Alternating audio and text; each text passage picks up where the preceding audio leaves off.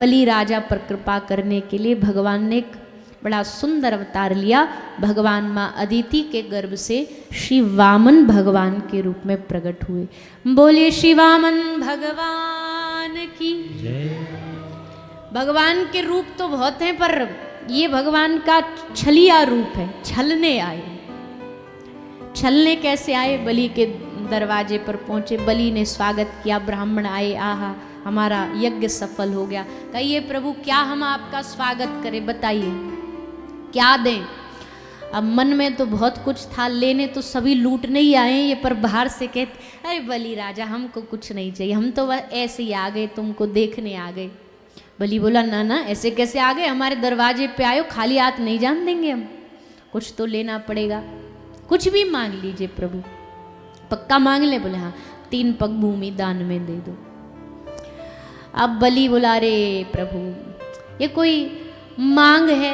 देखो दाता को देख के मांगना चाहिए। अगर दाता दानवीर है और तुम उससे चवन्नी अठन्नी मांगो तो ये तो जचता नहीं है। इतना बड़ा राजा मैं, ब्रह्मांड, तीनों ब्रह्मांड मेरे, पृथ्वी आकाश पाताल सब मेरा, और तुम हमसे 3 पग भूमि मांग रहे हो। वामन भगवान बोले ब्राह्मण को संतोषी होना चाहिए, हम संतोषी ब्राह्मण हैं।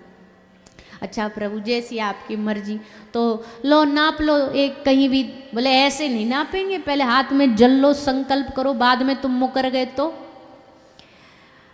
बलि बोला प्रभु 3 पग भूमि के लिए कौन मुकरता है? 3 पग भूमि के लिए मुझ जैसा राजा क्यों भला मना करेगा, क्यों अपने वादे के खिलाफ जाए? ठाकुर जी मनी मन बोले बेटा अभी तूने हमारा रूप नहीं देखा, रुक जा। वामन भगवान बोले हमें तो संकल्प होगा तभी हम लेंगे। तो संकल्प के लिए भैया जल मंगाया गया, जल आया, गुरु जी आ गए, शुक्राचार्य जी गुरु हैं बलि के। हल्ला गुल्ला सुन के ये भी आ गए कि भैया एक बड़ा अद्भुत कोई ब्राह्मण आया, संतोषी ब्राह्मण आया। सब लोग कह रहे बड़ा प्यारा, बड़ा सुंदर, नेक्सा सा छोटा सा बालक है, हम भी तो देखें कौन का बालक आया है। तो जाके शुक्राचार्य जी ने देखा तो देखते ही समझ गए। बलि को बोले ये किसी का बालक वालक नहीं, ये सबका बाप है, ये तुझे छलने आया है, बच जा, कोई संकल्प वंकल्प मत ले। बलि बोला प्रभु जब लूटने वाला इतना सुंदर हो तो लूटने में भी मजा आता, जब लूटने वाला ये हो तो लूटने में भी मजा आता है। आज तो हे गुरुदेव लुट जाने दो।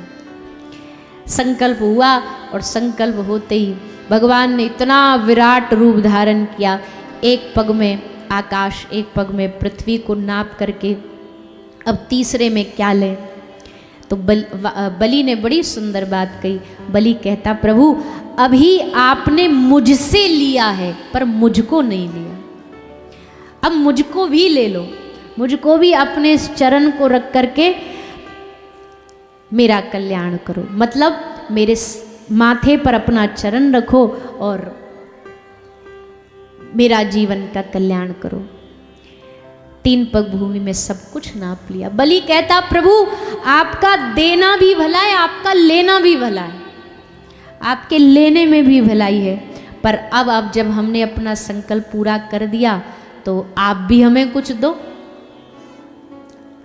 तो श्री वामन भगवान ने इनको क्या दिया?